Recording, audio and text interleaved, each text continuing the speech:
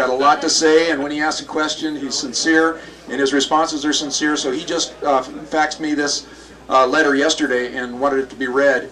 And you know, he might have wanted Lang to read it, but as long as you guys hear, this is the voice of Ron Von Hagen. His voice really comes through in his writing. If you knew him, he wasn't a fancy wordsmith, but he was sincere beyond belief. So check it out. It's about a page and a half here. Henry Bergmann played in tournaments from 68 through 73. He won 15 tournaments and placed second 8 times. Of those 23 finals he played in, I played in 19 of them, 10 with him and 9 against him.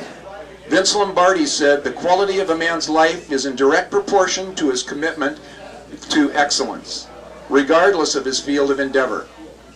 This saying has always reminded me of Henry.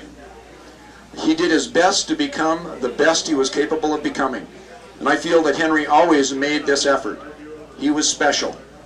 Henry played when there were no monetary benefits. Volleyball was his passion in life. He just loved to play volleyball. I have the same feelings about him as I do regarding Ben Hogan and Ted Williams.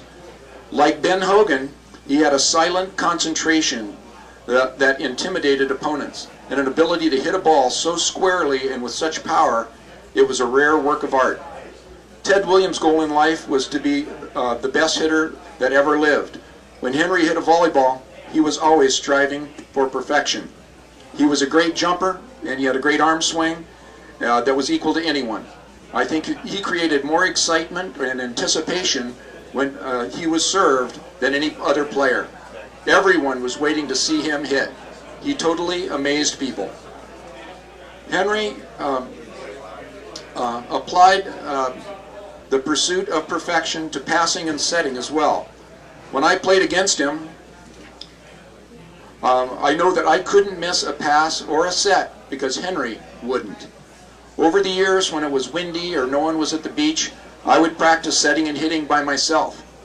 One day I went to East Beach to practice with Henry, and it was windy, and he was doing the same thing that I did. He had drills for himself. We spent 2 hours setting each other 8 to 10 foot back sets and then chasing the balls that we hit. I remember how hard he could hit that 10-foot back set in the court. One of the most valuable lessons I learned from Coach Wooden was that you get in shape for a sport by practicing what you do when you play that sport, and this was Henry. Over the last couple of weeks, I've talked with Al Skates and Ron Lang and Greg and Jon Lee and Rudy Suara, and the common feeling that I got was that Henry Bergmann could really play volleyball.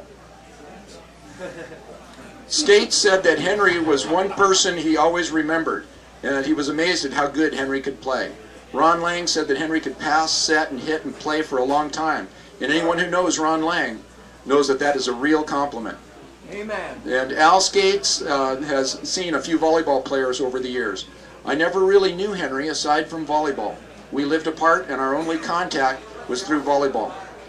He was quiet, humble, and very sincere. He was a very nice person, and he always treated me with great respect. He was just very special, both as a player and as a person. I loved playing with or against him.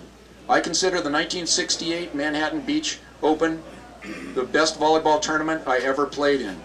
I think Ron Lang, Larry Rundle, and myself are very privileged and fortunate for the time that we played with and against Henry Bergmann. Ron Von Hagen.